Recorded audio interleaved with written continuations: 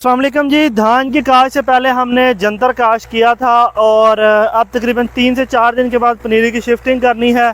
तो अब हम इसको जो है ना डिस्कें हमने मारना शुरू कर दी हैं। आगे मैं आपको दिखाता हूँ, ट्रैक्टर नज़दीक आ जाएगा। तो यहाँ पे हम डिस्क लगा रहे हैं, 2 दफ़ा यहाँ पे हम डिस्क लगाएंगे, फिर 1 दफ़ा रोटावेटर लगाएंगे। तो उम्मीद है कि ये बहुत अच्छे तरीके के साथ ज़मीन में मिक्स हो जाएगा। बेहतरीन किस्म की ये सब्ज़ खाद है जिससे कि हमारी DAP की बचत होगी। ये देखें, तो डिस्क लग रही है जी यहाँ पे।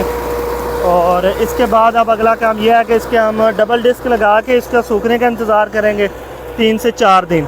3 दिन में ये मुकम्मल तौर पे सूख जाएगा, फिर रोटावेटर मारेंगे और उसके बाद इस ज़मीन को अच्छी तरह तैयार करके फिर हम यहाँ पे जो है धान की काश करेंगे। ये मैंने आज से तकरीबन 2 महीने से पहले मैंने इसकी पहली वीडियो बनाई थी जब हमने जंतर की काश की थी कि ये ज़बरदस्त मेथड है।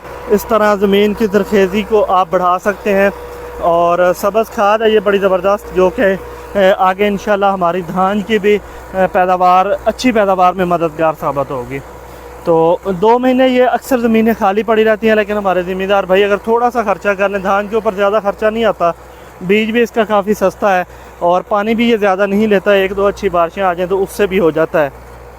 तो ये देखें अभी आप, तो आज हमने यहाँ पे ये शुरू कर दिया है इसको डिस्क करना और इंशाल्लाह फिर अब अगला काम होगा कि हम यहाँ पे पनीरी की शिफ्टिंग करेंगे इंशाल्लाह 4 से 5 दिन के अंदर।